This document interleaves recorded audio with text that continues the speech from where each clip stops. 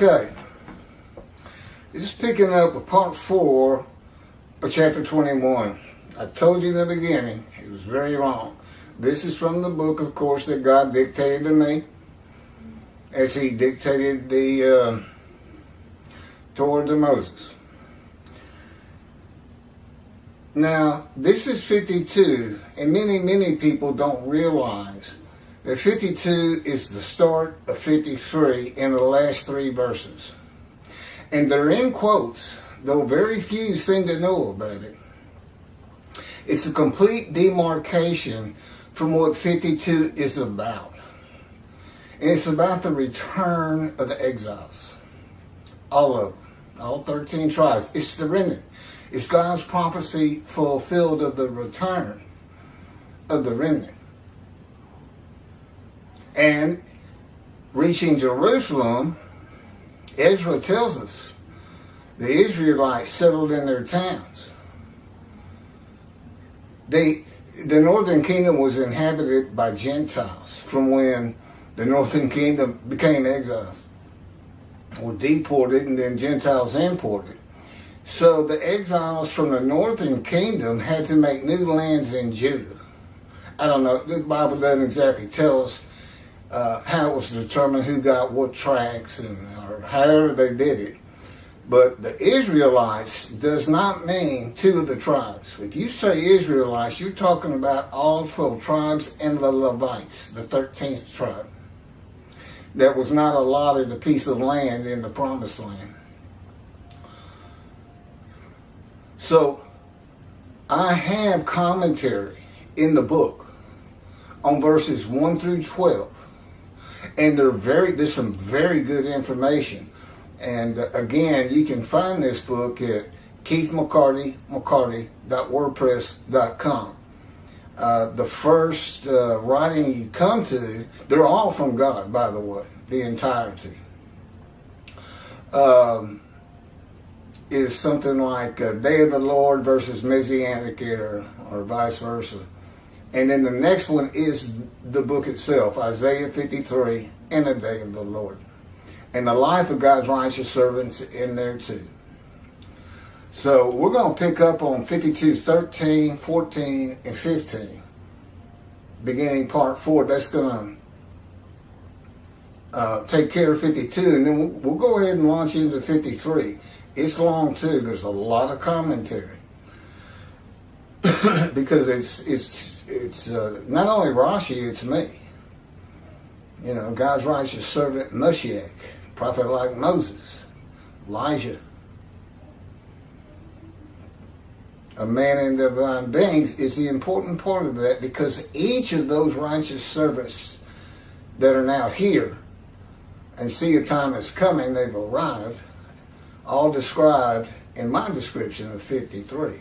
Beginning here at 52, 13, 14, and 15 in quotes. That's the demarcation. We're no longer talking about the returned exiles. Okay. Now Rashi, when we quote Rashi, we first read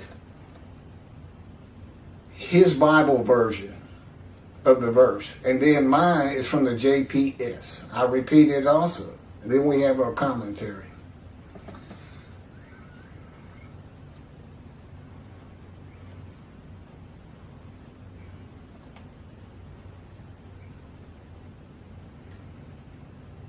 Rashi's always first, I'm second.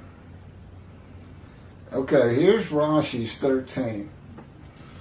Behold, my servant shall prosper. He shall be exalted and lifted up, and he shall be very high. Rashi. Behold, my servant shall... This is Midrash form. Take a verse, break it down, show or give an opinion on what every part means to have a full understanding of it. Behold, my servant shall prosper. Behold, this is Rashi. At the end of days, my servant Jacob, i.e., the righteous among them, shall prosper. He's talking about Israel, Jacob. His name was changed to Israel. By the way, that exalt, that's what Jews for Judaism uses in their commentary on Isaiah 53 for world exaltation. Not only is it not world exaltation, that's what it appears to be. They go out of their way to show it. Not only is it doesn't say world exaltation, actually what it is exaltation for the exiles rebuilding the temple. The exaltation came through the building of the separate temple. It's got nothing to do with the world. But not only that, it's got nothing to do with the 13 tribes, the exiles returning. No, this is what 53 is supposed to start with. This should have been 1, 2, and 3, 13, 14, 15. That's why it's put in quotes. It's a separation. Keith. Indeed, my servant shall prosper, be exalted, and raised to great heights. A little different, not much. My servant shall prosper, be exalted, and raised to great heights. Okay, my commentary. My servant is now the Gentile and not the exiles who becomes my righteous servant in Isaiah 53:11 after passing the test of devotion in Isaiah 53:10 when he makes himself an offering for guilt in a covenant with God. From a sinful man whose life has been lowly, full of grievous events and serious injuries, a man of pain and suffering, familiar with disease that the Spirit of God alights upon,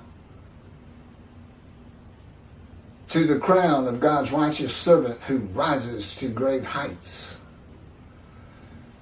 And this is from Isaiah 11. That's where we find Moshiach, the anointed one, the twig of the shoot of the stump of Jesse, which I have a video on before this. The stock of Jesse that has remained standing shall become a standard to peoples. Nations shall seek his counsel, and his abode shall be honored. That's talking about Moshiach. The abode of the righteous servant is humble when the Lord cuts him off from the world of material things, cut off from the land of the living, just as Ezekiel was. In Isaiah 53:8.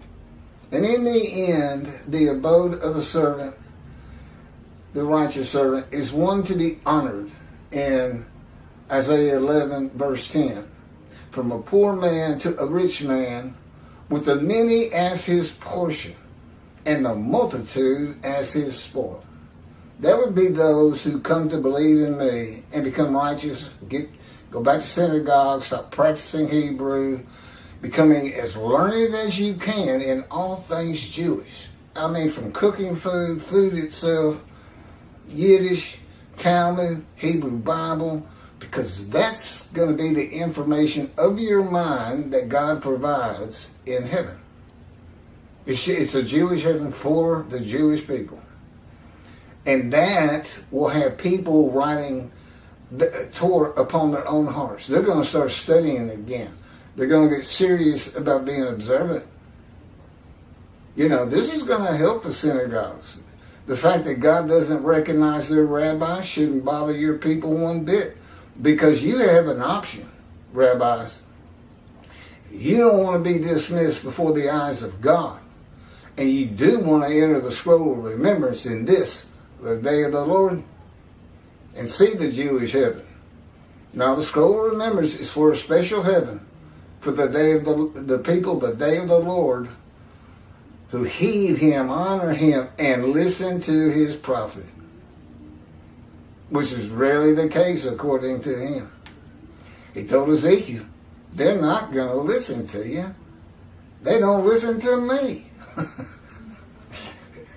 But I'm going to make your forehead like adamant hard as, like adamant. And you shall not fear or be dismayed by my people. And that's the 5 refinement I've talked about. 14. Rashi. his Bible, whatever he's using, his Bible. As many wondered about you, quote, how marred the appearance is from that of a man, and the features from that of people, close quote. Rashi. And as many wondered, as many peoples wondered about them when they saw them in their humble state, and said to one another, how marred is his, brackets, Israel's, appearance from that of a man. See how their features are darker than those of other people. So, as we see with our eyes, so as we see with our eyes. I'm not quite sure what it means either. How marred is Israel's appearance? Well, all the Jews gathered together as one man. They're called Israel, the patriarch, which is Jacob. To the best of my knowledge, there's nothing wrong with Jacob. I mean, he wasn't afflicted by God, or all these other things the righteous servant goes through. So I don't know quite what he's saying. This is my 14. And this is from the JPS. Just as the many were appalled at him, so marred was his appearance, unlike that of man, his form beyond human semblance. Midrash. So marred was his appearance, unlike that of man. Okay, based on Isaiah 53:10 and its primary purpose, this is the beginning of identifying the righteous servant as a man with disfigurement, blemished with disease, by God. He is not a man without defect, such as lambs and rams for a sin offering and a guilt offering in the Torah. God made sure the way he orchestrated my life from birth, though he did not speak to me till I was 50, that I fit this, but you can't put Jesus in there. He's never crushed with disease. He's never afflicted by God. He wasn't born blind, lame, crippled, disfigured. We'll get to it. How could a man today fit the description of Isaiah 14 with his appearance marred, unlike that of man, brackets, normal men? And just so marred, he shall startle many nations. There is one way. First of all, there's a little hyperbole there, how bad it is. Well, because of what he does. There is one way and still be a lie to fulfill verse 52:15.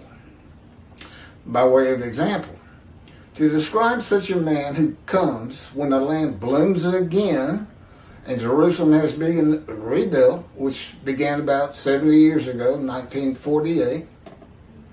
If I were to be seen with all of my injuries from accidents and surgical operations at one time, before healing, together with my congenital disfigurement, my appearance and features would be marred from that of a man in people. This is my history.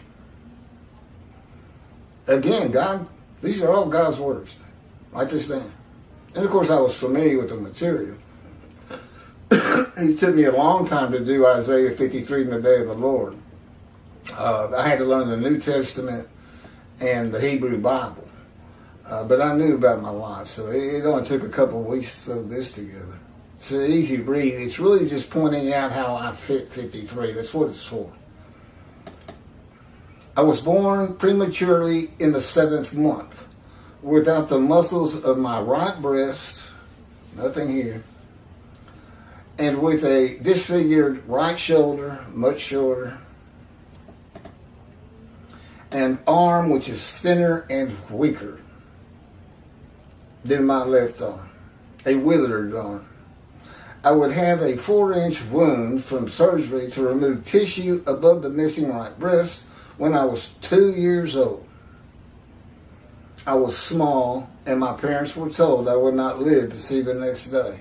My intestines hadn't formed properly or completed forming, 7th month birth, and I couldn't take milk or anything. They got me through it. My feet would have 3rd-degree burns from standing on the ashes of hot coals at a 4th of July celebration when I was 4, which I remember clearly. My right knee would be a gaping wound from being impaled upon a broken glass bottle after being tripped by my dog while running in a field when I was 10.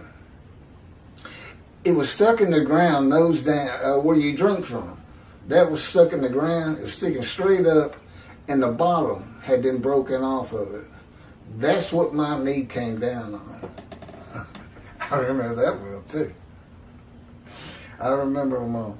My left knee would be sliced open from broken glass. I crawled over playing a game when I was 11 and had to be stitched up. My 2 front teeth would be gone, knocked out by a telephone receiver when I was 12. No comment. Each foot would be pierced twice by nails I stepped on at a construction site when I was 17. And I have to laugh because everybody else did. It was lunchtime on the construction crew. I stood up and there was a board with nails sticking up on either side of the board. My foot went down on 2 of them, came through my left foot. I leaped in the air, screamed, and I came down on my right foot on the other 2 nails. It was like a world record.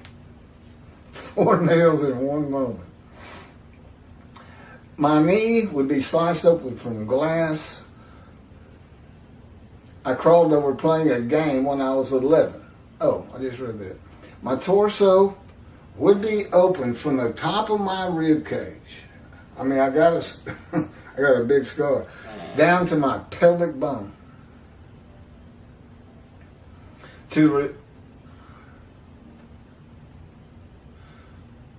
From surgery to repair a .22 caliber gunshot to my abdomen that came in on the front right side, went straight across my body, through my bladder, intestines, and colon. And lodged, it was at a kind of an angle, and lodged in my left buttock.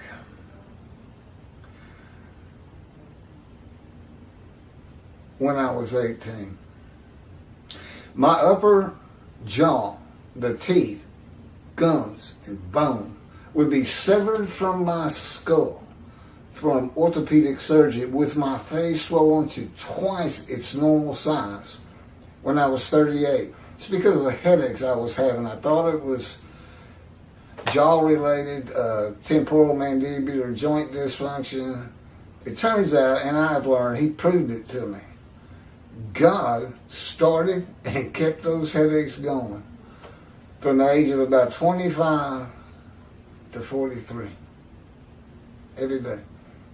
It was difficult to practice law. It's kind of the reason I became a book lawyer. I really wanted to be a trial lawyer, but I just couldn't take it. It was just too much. But I went to work every day. I had my own practice for a while. Oil and gas. My torso was opened again. Same cut, same scar. To remove an 8-inch malignant cancerous tumor that had burst through my colon. I survived the colon cancer with surgery and chemotherapy, but subsequent tests revealed that the cancer had spread to my lungs, and it was too advanced to treat. I asked, what does that mean? You're not going to treat it. They said, there's no reason to. You're dying. You're gonna, if you probably have about a month. You need to prepare to die. I said, okay. Never saw a doctor again. And I did. I mean, for a couple of years, all I did was walk around the city. I was in a kind of a denial. I refused to believe I was really dying. I didn't care if I had lung cancer or not. I just didn't think about it. And yet my emotional state was not good. You know, I was all alone. You know, my kids had all grown up, moved on. The chemo was tough. I was all alone. I've never had a lot of friends, really. Just a real loner. I was told I would soon die, stage 4 diagnosis. I have not seen a doctor for lung cancer from the day forward. It was when the terrorists hit New York 22 years ago, and I was 44 years old. I'm 66 today. I would be very thin, about 145 pounds. That's small for me. I'm usually closer to 200. And I'm over that right now. That's going to change, I presume. Can't say for sure. Not having self-will, I can't decide to go on an exercise program. No, God has to decide it. I have no self-will. I know better than to ask for anything. That's just asking for a beating, as far as I'm concerned. Well, chastisement. What did you just ask for? What did you just say? It's like God to talk to you like that. Well, Ma. I was just wondering. I won't do it again. Excuse me. My ankles would be bruised and swollen from severe sprains while playing basketball and running at various ages. My chin would be lacerated from striking a wall at the end of a foot race when I was 21. And I would be covered with the childhood diseases of measles and mumps. Let me add this. This is before God spoke to me, when I was 50. Which is a great story. It's, I think, chapter 7 in the life of God's righteous servant, and it's titled, God Speaks to an Atheist. It's pretty interesting. But let me add this. To these wounds and all the stitches and scars that, that developed to heal them, God has added a broken hand. You know what he did? He has me,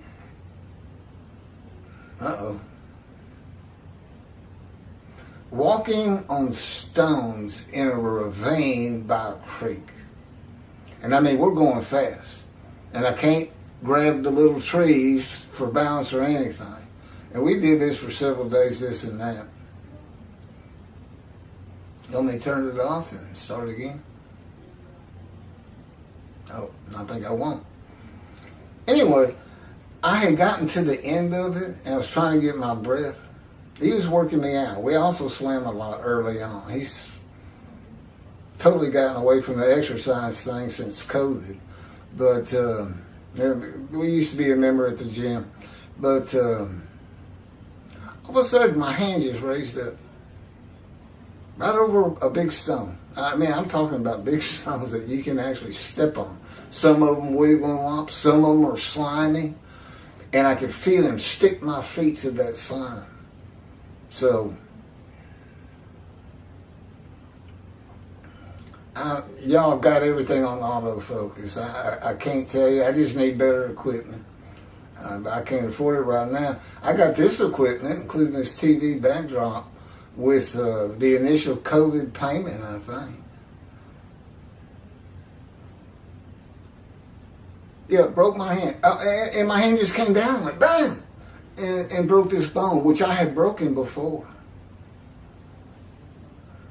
And he wouldn't let me go to the doctor. He says, go grab that branch and pull down. I grabbed this branch of a tree and pulled down, and the bone snapped back into place. I set my bone. And then he put his power around it just like it was a cast. It was healed in about 3 days. Although I did not have good movement of it for almost a year. It was real tight. Cracked my ribs on a railroad track. I was running down a railroad track and an invisible rope appeared down on the tracks, which my foot hit. I just went flying through the air, and it looked like my head was going to get crushed on a rail. And all of a sudden my body just flipped. And my head went past the rail and I cracked my ribs over here. I cursed him for an hour. Easy. Half an hour. I got up and I just started running. I was so mad. That's what he's been getting rid of. Yeah, that's not there anymore. Today I just get up and I'd say, what's it going to be enough? I'd say something. But, it was pretty wild. And he slammed me to the ground on cement 3 or 4 times, breaking my chin open, cracking my skull, ruining a nerve up here. So, skinned up face and everything. So, that is how a man could be the description of the Lord's righteous servant in Isaiah 53:14. And, quote, just so, this is 15. He shall startle many nations. Kings shall be silenced because of him, for they shall see what has not been told them, shall behold what they never have heard. Okay, here's 15. So, well, you heard the description. It's certainly not, the birth is an affliction by God. That's never happened to all the Jewish people. Gathered together as one man. It's never happened. They've never been crushed with disease as one man, Israel. They don't fit 53, Israel doesn't, any more than Jesus does. If they say Jesus just doesn't fit it, I say neither does Israel. Not even close. And let's see you go out and be his representation in this the day of the Lord. How are you going to manage that? You going to gather every Jew on the face of the earth to be Israel? I don't think so. And I'm here to teach you what God has had me write. You going to teach yourself? Well, if I hadn't written it, what are you going to do since he's not talking to you? Crushed with disease, exposed to death, and given long life. That's me, lung cancer. 22 years ago. Death sentence. And I've seen my children. I know, but it's almost a half an hour, and I'm sure we're going to flip it off and check everything again. This is the new memory card. I can always say it's my camera. But sometimes it comes in and it stays good for the entire half hour. I really don't have an answer. Here's 15 of 52. He shall cast down many nations. Kings shall this is Rashi. He shall cast down many nations. Kings shall shut their mouths because of him. For what had not been told them, they saw. And at what they had not heard, they gazed. Rashi. Midrash. What had not been told them concerning any man, they saw in him. They gazed. His answer to interpretation of they gazed is they gazed. So shall he cast down many nations. Okay, Midrash. So now, even for his hand, his hand will become powerful. And he will cast down the horns of the nations who scattered him. They shall shut their mouths at a great bewilderment and for honor. That's Rashi's commentary that it's Israel. This is from the JPS, my commentary. Hey, we're back in focus. Just as he shall startle many nations, kings shall be silenced because of him. Nations are considered any Gentile lands. Kings shall be silenced. Nations shall be startled, for they shall see what has not been told them. In other words, they've never heard of what's happening right now. That would be me also. Shall behold what they never have heard. Well, they'll see me and behold it. And if they've never heard,